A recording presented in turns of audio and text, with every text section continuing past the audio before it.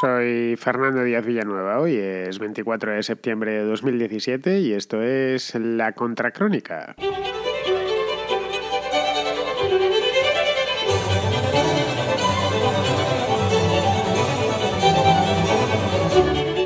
Bienvenidos a una nueva edición de La Contrarréplica. Os digo el número. El número de hoy es el número 38, la 38ª edición de La Contrarréplica. Y es nada, llevamos todo el año haciéndola con periodicidad estrictamente semanal y nos están saliendo pues un montón de ellos. Se podría incluso hacer un refrito de las mejores preguntas y las mejores respuestas, pero eso ya sabéis que haría falta mucho trabajo de cuchillo de ponerse y eso es tiempo del que no dispongo por desgracia. Bueno, vamos a empezar, os doy el número como hago siempre. El número es el número de WhatsApp, quiero decir, es el 690 827909, repito, 690-827909. Los que no tengáis el teléfono registrado en España, es decir, una operadora española, Movistar, Vodafone, Orange o esta última que se llama Yoigo, pues los que no tengáis esto tenéis que poner más 34 delante. Así que esto es muy simple, simplemente enviar para los que escuchéis La Contrarréplica por primera vez, que siempre todas las semanas se apunta alguno nuevo, pues enviar una nota de voz de aproximadamente un minuto y medio, una cosa así, con una pregunta, pues una duda, una reflexión vuestra, un tirón de orejas, que de vez en cuando también me los dais y los agradezco mucho, porque dos cabezas piensan mejor que una, y ya está, me la enviáis y la pongo en cola y conforme llega su momento, pues la saco. Bien, dicho esto, pasamos directos a la contrarréplica de hoy.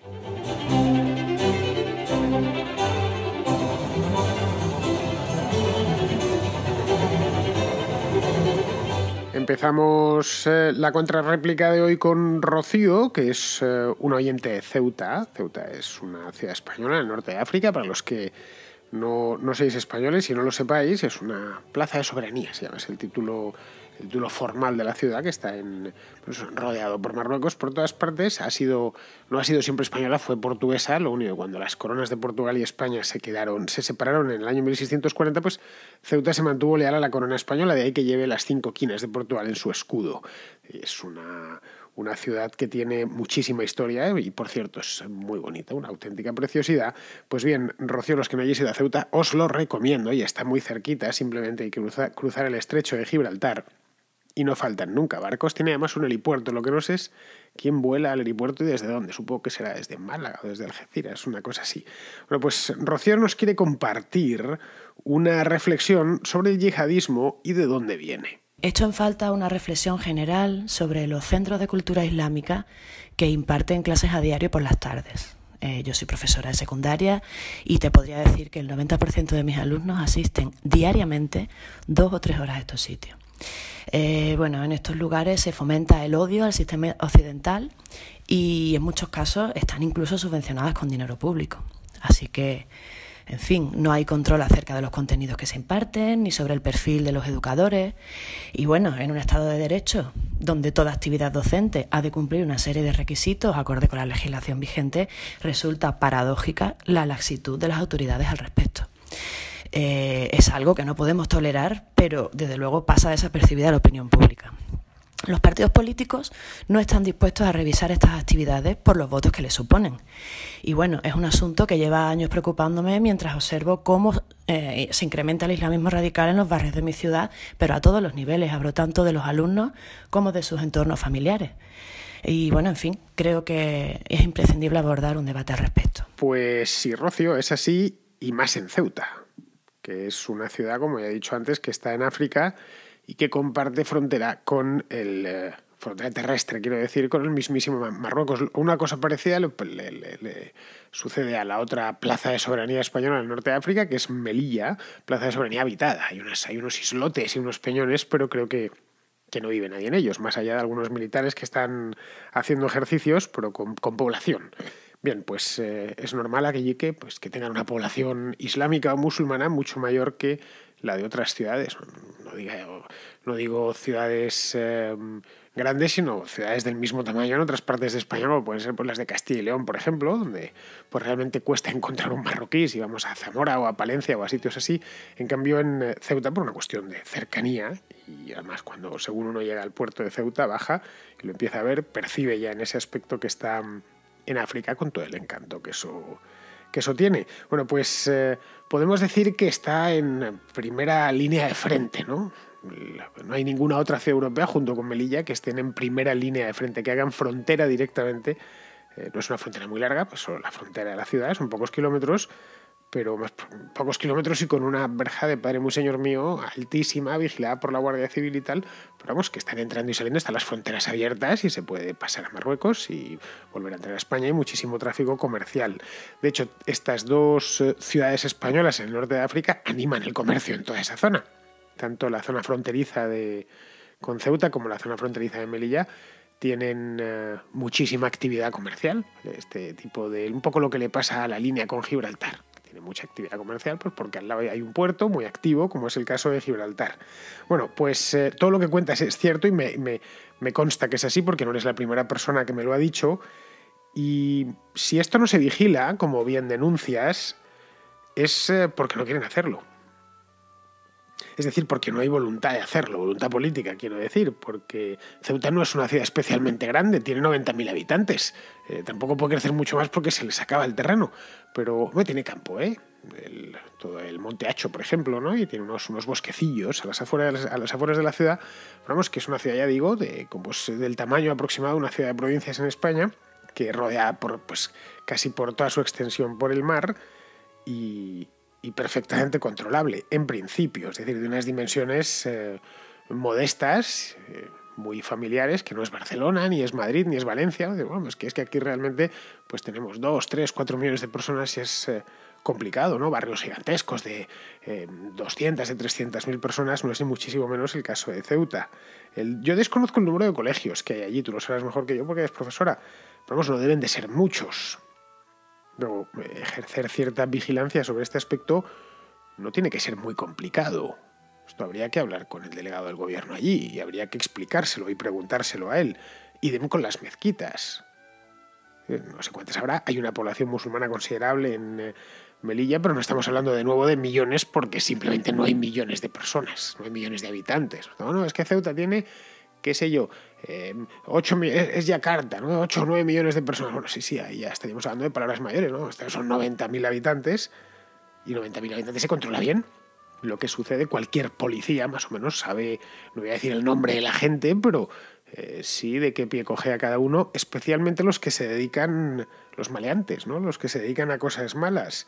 En España está expresamente prohibido, por la ley, por el Código Penal, el difundir un discurso de odio. Lo veíamos el otro día, esta misma semana, a raíz de la proposición esta de ley de Podemos, esta de LGTBI, que se llevaron al Congreso y tal, y que al parecer pues la van a debatir, van a seguir debatiéndola.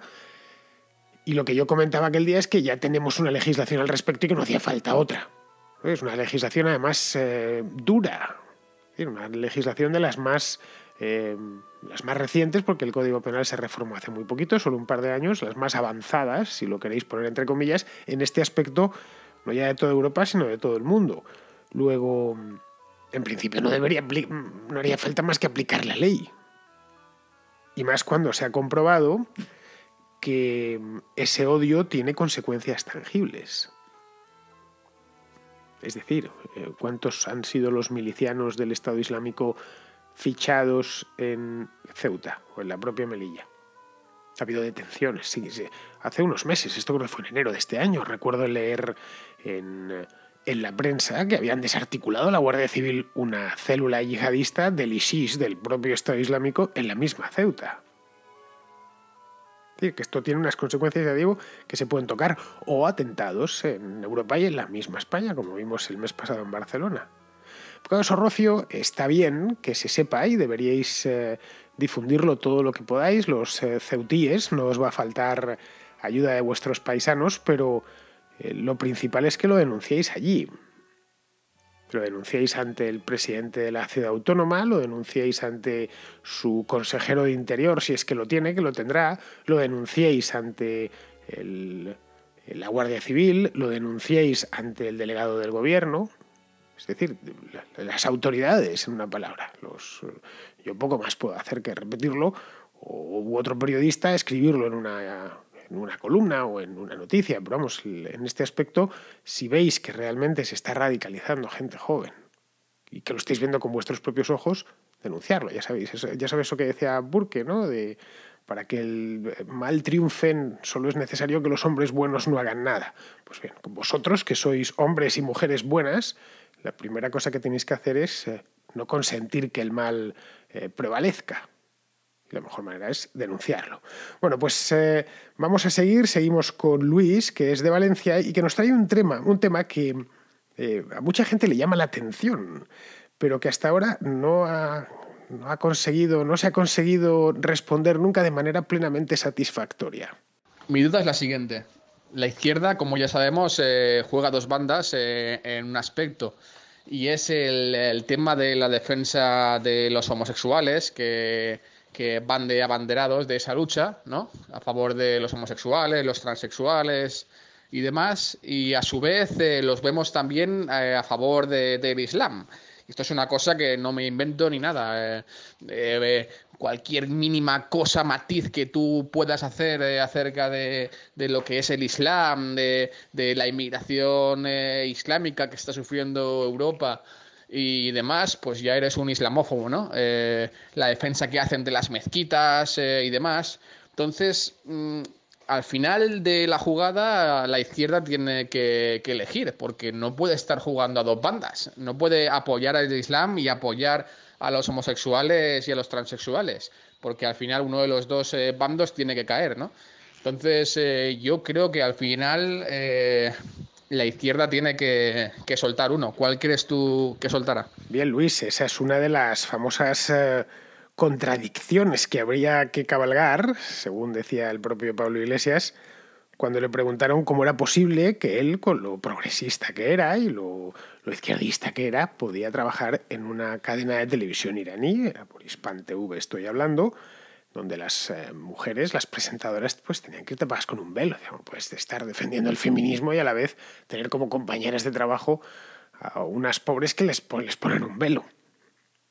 Pero ¿cómo puedes estar realmente dedicar tantos vituperios a la Iglesia Católica cuando realmente el Islam, que en este aspecto, hasta el Islam más moderado, es mucho más duro, especialmente con el tema de las mujeres y del machismo, no dices esta boca es mía?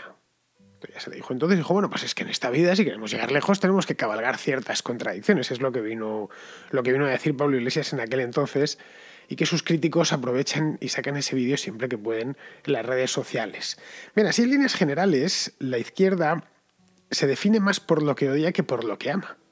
Esto, si os fijáis, cuando les escuchéis hablar, veis que están siempre marcándose el terreno sobre los odios. Es decir, odian, por ejemplo, y ante todo y sobre todo, el capitalismo occidental. Occidente y el capitalismo, que vienen a identificarlo como pues dos caras de la misma moneda. Es decir, bueno, el capitalismo tiene que ser occidental y Occidente a la vez tiene que ser capitalista. Una cosa va inextricablemente unida a la otra. No es del todo cierto, pero bueno, tienden a simplificar con eso porque hay países capitalistas, muy capitalistas, pero no son occidentales. Caso, por ejemplo, pues del Japón, o de Corea del Sur, o de Singapur, o de Taiwán, los tigres asiáticos, y que a la vez son países capitalistas, pero no son occidentales, ¿no? Pero tienen cosas que han tomado de Occidente, indiscutiblemente. Pero si uno aterriza en Tokio, digamos ya si va a Kioto y a estas ciudades tradicionales, sabe perfectamente que no está en Occidente. Pero bueno, la idea que ellos tienen es lo mismo. El capitalismo y occidental, la civilización occidental es básicamente lo que aborrecen. Bueno, pues resulta que el islamismo odia lo mismo. Es decir, también odia a Occidente y odia el capitalismo. Luego, el enemigo de mi enemigo es mi amigo. Una cosa, un silogismo tan sencillo. Luego ya ambos piensan que cuando hayan derrotado al capitalismo occidental, pues se verán las caras. Y se entiende que uno de los dos ganará.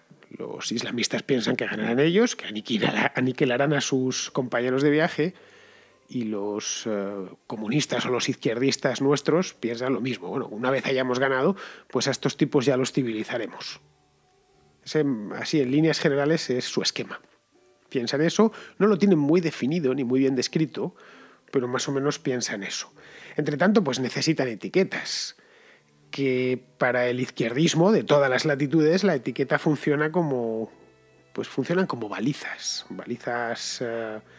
para poder, para poder encontrarse. Balizas de situación. Yo, para saber por dónde tengo que ir o quién soy, coloco una serie de balizas y esas balizas son las etiquetas. La que han creado para este tema la conocemos todos y es la que nos apuntas tú, es islamófobo. Todo se aplica a todo el mundo que piense lo contrario que ellos en este tema concreto. Para otras cosas, pues es neoliberal o fascista, que es un clásico, ¿no? Fascista, ¿no? En este caso, el etiquetazo es islamófobo. En el momento en que llevas la contraria, te sales de la teoría básica, de las consignas básicas, automáticamente eres islamófobo. Y la islamofobia pues es el mal. Lo vimos ahora con los atentados de Barcelona, que el problema realmente no es que hubieran matado a 14 personas, sino que eso podía dar lugar a la islamofobia.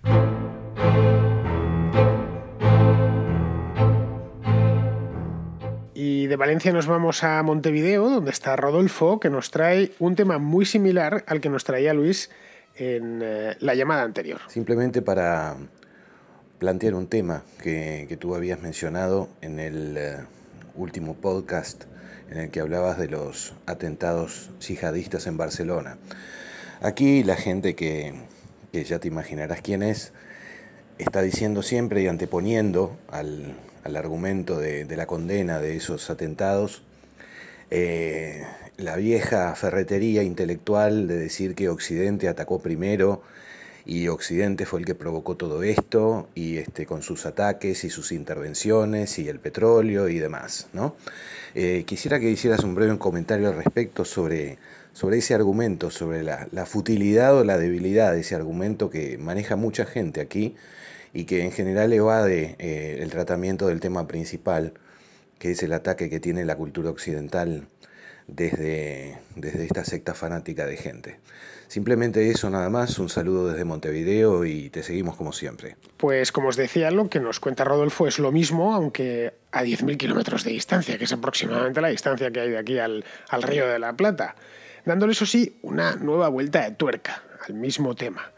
Para fundamentar su apoyo, antes me quedaba a mitad de la historia, ahora la completo con lo de Rodolfo. Es bueno, ¿y cómo fundamentan su apoyo? ¿Cómo fundamentan su apoyo al Islam en general, ¿no? ¿Cómo puede ser que... ¿Cómo explican a los suyos que están cabalgando contradicciones? Es decir, ¿cómo fundamentan que estén contribuyendo a una causa tan retrógrada como el islamismo? Bueno, pues para eso necesitan una coartada creíble. Es decir, no les vale decir, es que compartimos enemigo. Y ya con eso basta. Bueno, o sea que si realmente, qué sé yo, fuesen nazis desorejados los que también odiasen el capitalismo occidental, que por supuesto los nazis desorejados también lo odian, también estaríais con ellos. No pueden ir por ahí. O sea, que eso se cae por su propio peso. No, pues ahí es donde viene la teoría del primer agresor, que es la que Rodolfo tú nos has traído. Es decir, su violencia, en definitiva, es de tipo reactivo. Entonces nosotros agredimos primero y ellos simplemente se están defendiendo. La primera agresión puede ser cualquier cosa, puede ser una que se produjo ayer por la tarde, básicamente por islamofobia, como os decía antes, o por racismo, es que claro, están siendo objeto del racismo, o porque el sistema les ha creado pobreza. Eso es un clásico, se dice mucho siempre después de un atentado, ¿no? Pobrecitos, es que no están debidamente integrados, viven en banlieues, a las afueras de las ciudades, no tienen empleo y claro, no les el capitalismo occidental, que es malvado per se, que es intrínsecamente protervo y malvado, pues les lleva a esto.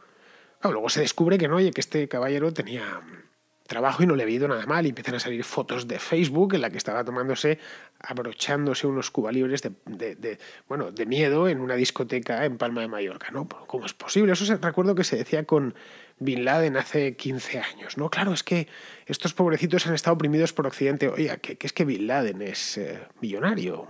Es el hijo de un millonario saudí. Bueno, pues no sabemos muy bien cómo. Bueno, vamos a otra cosa. Bueno, sí, vale, nos ataca, pero nos ataca por lo de la guerra de Irak, que es otro. Es decir, lo de la foto de las Azores. Puede ser también por el colonialismo. Caso de, bueno, si Francia no se metió en la guerra de Irak ya, pero tuvo colonias en países como Argelia o, bueno, Media África.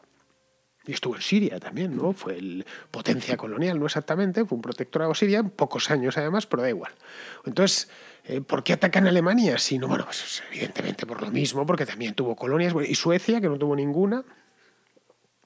Ahí es donde sobreviene el bloqueo. Pero bueno, si no, pues es que si no fue el colonialismo, ¿cuál sería la agresión anterior? Bueno, las cruzadas. Entonces nos llevan al siglo XI o al siglo XII y fue exactamente por eso. Porque nuestros quintos abuelos, hace 1000 años, pues decidieron montar unas expediciones que terminaron fracasando estrepitosamente, como bien os conté aquí el año pasado en la Contrahistoria, en 2 programas que hice dedicados precisamente a las cruzadas. El segundo de ellos solo monográfico, porque fracasaron. Pero pues claro, todavía luego han guardado 1000 años, estaban 1000 años ahí reconcomiéndose por dentro y al final nos la tienen que devolver. O cualquier cosa vale, yo qué sé, porque Solimán el Magnífico fue pillado a traición en el Golfo de Lepanto por la Armada Española de Juan de Austria y entonces, nada. Y les ganó la batalla de Lepanto, y fuera. Entonces eso es motivo, claro, para que estén ofendidos, aunque pasase hace 500 años. Es decir, que si es reactivo, es de tipo reactivo, tiene una legitimación moral. Tienes legítima defensa, a fin de cuentas. A ti si te han sacudido es justo defenderse. Eso entra en conflicto y cabalga sobre otra contradicción, que es la del pacifismo a machamartillo, a cualquier coste. Entran de, bueno, sí, está bien, ellos pueden defenderse legítimamente, pero nosotros estamos obligados a poner la otra mejilla. En el caso de que nos agredan, no podemos tomar medidas de castigo. Esto se vio claramente después del 11S, la archifamosa portada del País de el mundo en vilo por lo que vaya a hacer Bush ahora mismo. Cuando Estados Unidos acaba de ser agredido, pero no podía hacer nada. O se ha visto los atentados más recientes, recuerdo hace no mucho cuando atentaron en Bruselas el año pasado, que Bélgica un poco pues para salir del paso ordenó tirar unas bombas en Siria desde unos cazas que tenían una base de Turquía. No, una para la guerra, que esto no puede ser. Bueno, pero si acaban de agredirles. Es decir, ellos los únicos que pueden tirar de la legítima defensa son ellos. En el fondo es un engrudo, es decir, no tienen ni pies ni cabeza. Es decir, no les busquemos razones. No tiene... Vamos a ver, sé que cuesta entenderlo, especialmente si basamos nuestras opiniones en datos y en bien elaborados, en sabiduría, en una palabra. No sirve de nada que uno se tome su tiempo y se lo explique, todo esto que estoy explicando yo, porque lo suyo se basa en una creencia. Quieren creer, no quieren saber. Digamos que la creencia ejerce de adhesivo para todo su sistema. Claro, ya con eso directamente están blindados a cualquier tipo de crítica. Bueno, pues seguimos, vamos de Montevideo a Chile, donde está Jorge, que es un oyente habitual, que esta no es la primera nota que me envía, que también tiene una pregunta sobre los atentados islamistas en Europa. Fernando, con esto de los atentados en Europa me queda la siguiente duda. ¿Ustedes cómo tenían inteligencia gracias a lo de separatistas del País Vasco? ¿Ustedes tenían mejor inteligencia para prevenir ataques terroristas? ¿O solamente estaban más atrasados porque tenían un ingreso per cápita más bajo que el resto de Europa, en promedio? Por ejemplo, que de Alemania o Suiza, Suecia, Inglaterra, esos países.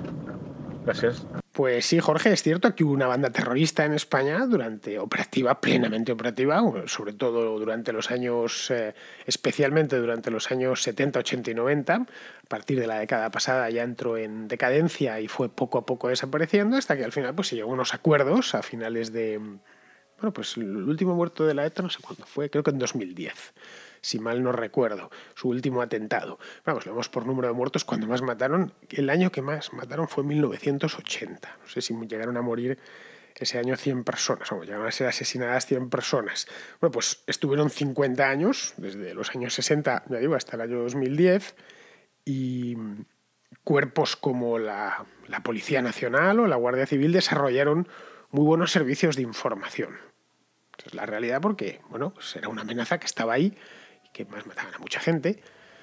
Llegaron a cobrarse la vida de un presidente de gobierno, que fue Carrero Blanco, de generales del ejército, fiscales, todo. Es decir, hubo una época especialmente los años 70 y 80. Los años 90 se especializaron en matar concejales y políticos, especialmente los que iban sin escolta o los que eran vulnerables. Pero en los años 70 y 80 se cobraron buenas piezas y eso hizo que la policía, los cuerpos y fuerzas de seguridad del Estado se trabajasen mucho la contrainteligencia para poder ver por dónde iban. Pero claro, el terrorismo yihadista, de nueva ola, es de una naturaleza distinta al de la ETA. Es más difícil de monitorizar. Es decir, no es una banda con una jerarquía, que tengan un cuartel general, que tengan un santuario donde se vayan un poco. Lo de la ETA tiene una estructura más o menos previsible. Las órdenes emanan de arriba, una estructura aproximadamente piramidal, con comandos estables, con terroristas profesionalizados que se dedican a eso desde que entran en la banda a los 18 años o incluso antes, con una estructura de financiación. Pues en el caso de la ETA, pues eran las ricotabernas que había en el País Vasco, etcétera, que ya la ley empezó a finales de los 90 ya a atacarles por ahí. No, aquí no nos encontramos con nada de eso. Fíjate, los atentados de Barcelona eran unos chicos jóvenes de un pueblito del norte de Cataluña llamado Ripoll, que los fanatizó un imán, tampoco muy mayor, de solo 40 años, y en un tiempo récord, en un año, eran chicos aproximadamente normales, que salían, que bebían, que tenían novias y tal, y en un año los convirtió en auténticos guerreros santos. Otra cosa es que se debió hacer mejor el trabajo, eso indiscutiblemente, pero no es lo mismo. Cuando tienes montados los cuerpos de seguridad del Estado para vigilar y combatir un tipo de terrorismo, empezar a hacerlo con otro es más complicado. Bueno, requiere aprendizaje, que eso es lo que yo creo que están aprendiendo ahora mismo a esta nueva amenaza todas las policías, no de España, por supuesto, sino de toda Europa. Están mejorando sus estrategias, sus informadores, su control, por ejemplo, de la red. Hoy en día la red no existía en los años 80. Los etarras se comunicaban por apartados postales, llamadas de teléfono y citas a escondidas. Una manera muy diferente de organizarse. Hoy tienen foros, en muchos casos ponían las cosas como este último atentado hasta en perfiles. Decían, ¿no? ¿Y tú qué vas a hacer si fueras el rey del mundo? Bueno, pues yo imponer el Islam tal. Es decir, estas cosas se pueden llegar a ver si se sabe exactamente dónde mirar. Esto enlazaría con lo que nos contaba Rocío en la primera pregunta, que la primera vigilancia empieza abajo, en las cosas más básicas. En el momento en que veas que algo falla, que tienes una denuncia, que una profesora como Rocío lo ha dicho varias veces, oye, en ese sitio están distribuyendo y difundiendo este tipo de ideas, echarle un ojo a esta historia. Pero bueno, pues vamos a seguir porque todavía me quedan preguntas. Tengo una de Paco, que esta más que una pregunta quiere hacer una puntualización sobre un programa del mes pasado. Y simplemente una pequeña puntualización respecto a la contracrónica de hoy de Afganistán. Según comenta, es la guerra donde más muertos ha habido en España en el siglo XX, exceptuando la Guerra Civil Española. Creo que tanto en la guerra de Marruecos de los años 20 como en la guerra de Sindh de los años 50-60, me parece que hubo más bajas del ejército español. No se lo aseguro, pero yo creo que es así.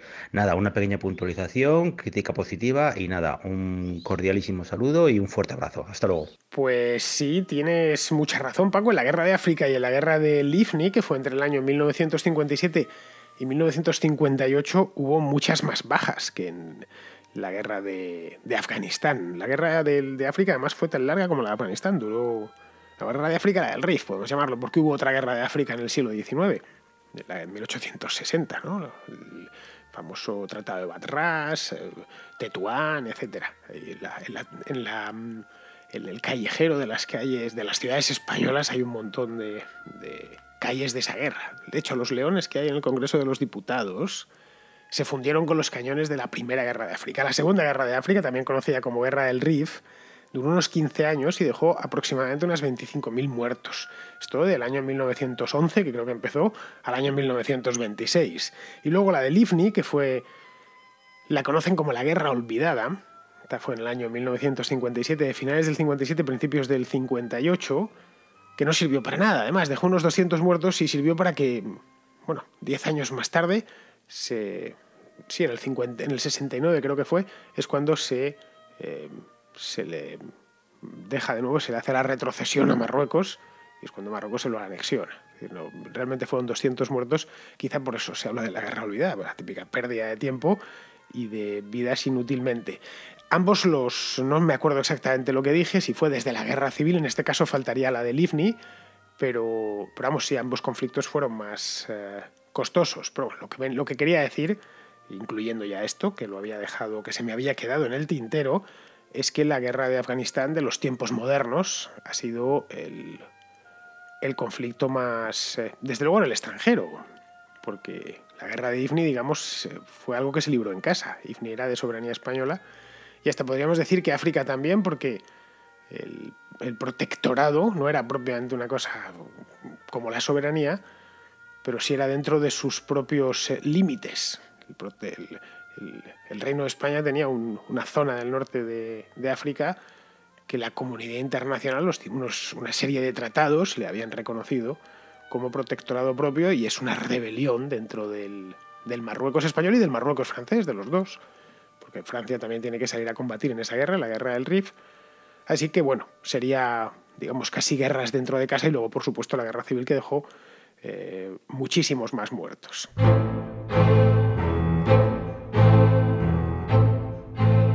Y vamos a terminar con Javier, que tiene una pregunta sobre el tema estrella de la semana pasada y de esta semana que entra.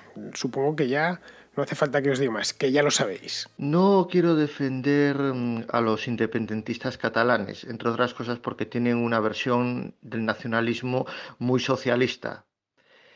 Sin embargo, creo que le pueden dar un uso bastante interesado a actuaciones como la detención por parte de la Guardia Civil de lo que ellos llaman cargos electos. De hecho, hay vídeos por ahí en YouTube en los que se hace demagogia con este tema. Lo que me gustaría preguntarte es, ¿no sería mejor, para parar toda esta locura, plantearles un contrarreferéndum? Es decir, vale, sí, hacemos un referéndum sobre si Cataluña debe ser independiente, pero hacemos otro preguntándole a los ayuntamientos si quieren o no formar parte de la independencia de Cataluña. Yo creo que esto dejaría las cosas bastante claras, ya que a lo mejor la independencia de Cataluña no sería tan viable si se mostrase oficialmente que hay ayuntamientos a los que no le parece tan bien. Pues sí, Javier, sería lo ideal. Yo lo he dicho en más de una ocasión. Lo ideal sería que se celebrase un referéndum, pero no voy a decir pactado, no, que fuese legal, que fuese que lo contemplase la ley, celebrar el referéndum y se hiciese con todas las garantías. Pues que la ley lo impide. Yo creo que lo dije cuando hice un programa sobre el tema del mes de julio, cuando se convocó. Bueno, si está muy bien, fantástico que se hagan este tipo de referéndums. Yo soy un gran partidario de los referéndums, y no solo para esto, sino para muchas más cosas. Yo soy partidario de que no se puedan subir los impuestos si no es preguntándolo antes. Eso puede sonar muy duro, pero me parece que es lo justo, que no se puedan inventar figuras impositivas nuevas, si no es antes sometiéndolo a referéndum. Los que defienden ahora esto del referéndum en Cataluña, la mayor parte seguro que no estará de acuerdo conmigo en eso. Se pregunta solo esto y fuera, y nada más, no preguntemos nada más. Bueno, la ley que impide esto no es una ley cualquiera, es la Constitución. No es una ley de segundo orden. Luego habría que cambiarla, habría que reformarla o crear una Constitución nueva. En este caso me da la impresión que lo que saldría de la reforma tendría que ser tan en profundidad que implicaría una Constitución nueva. Y me explico. Creo que ya lo he comentado en alguna ocasión en el programa. Según la Constitución española, la soberanía es nacional. Es decir, los que constituyen el Estado somos los españoles. No es nada especial, es muy común en las constituciones del mundo. No son los territorios. Luego, en el caso de que haya que desconstituir algo, tienen que ser los españoles, porque son los depositarios de la soberanía. No es como si esto fuese una confederación, sería distinto. Han sido varios los estados que lo han formado, y esos estados cualquiera se puede separar. Y queda el Reino Unido. El Reino Unido lo dice la palabra, es el Reino Unido de Inglaterra, Escocia Gales e Irlanda del Norte. Se constituye sobre 4 entidades preexistentes. Pues decimos, bueno, España también, sí, en origen fue así, pero a partir del siglo XVIII la cosa va cambiando y en el siglo XIX se constituyó como un Estado unitario. Y sobre el principio de soberanía nacional. Luego, eso es lo primero que habría que cambiar. Y supondría una reforma tan en profundidad que implicaría, si no una constitución nueva, pues casi. ¿Se puede cambiar? Sí. Es decir, por más que estén diciendo que el país no es una democracia, lo es. Probablemente no sea la mejor del mundo, pero sí es una democracia. De hecho, hay un índice por ahí de democracias y creo que está muy bien situada, la número 15, una cosa así, entre las mejores del mundo. Nos parecerá sorprendente, pero claro, hay que ver lo que hay por ahí. Sí, somos muy autocríticos con lo nuestro, pero no tenemos más que cruzar el estrecho de Gibraltar y ver lo que tienen. O cruzar el Atlántico, no digamos ya si nos metemos en ciertos lugares de las llanuras asiáticas y demás. El régimen que tenemos en España, dentro de lo que hay, si comparamos con lo que hay por el mundo, no está mal. Un régimen muy garantista en todos los aspectos. Entonces se podría cambiar. Eso implica pues que se lo tomen en serio, busquen mayorías parlamentarias y acometen una reforma de la Constitución. En ese caso, además, encontrarían muchos más apoyos que los que han encontrado ahora. Porque lo que no es de recibo, y eso se les dijo desde el principio, es saltarse la ley a la torera. Si esta ley no me interesa, luego me la salto. Y, peor aún, saltarse la ley a la torera y hacerlo desde el gobierno, que es precisamente el último que debe de hacerlo, porque es el encargado de velar por la ley. Porque lo realmente grave de este asunto no es tanto la sedición per se, sino que esa sedición ha venido promovida y alentada desde el mismo gobierno regional. Ayer en Twitter, un tuitero hacía una comparación que era muy oportuna. Decía, más o menos, venía a decir que hace un año al Kichi, que es el alcalde de Cádiz, no se le ocurrió mejor idea que el 14 de abril colgar una bandera republicana del ayuntamiento. Claro, la justicia determinó que era ilegal, porque el Estado solo tiene una bandera, la que todos conocemos. ¿Esto quiere decir que no se puede colgar, Kichi no puede colgar una bandera republicana? Puede, claro, puede empapelar su casa con banderas republicanas. O puede dimitir de alcalde y, una vez de nuevo convertido en un ciudadano a pie, voy a decir un profesor, no, un liberado sindical de a pie, pues puede por la noche colgarse del balcón del ayuntamiento y colgar una bandera. Eso sería desobediencia civil. Adelante, sí, y jugándose el tipo, por supuesto. Pero como alcalde de Cádiz no puede hacerlo. Él es el encargado de que se respeten las leyes.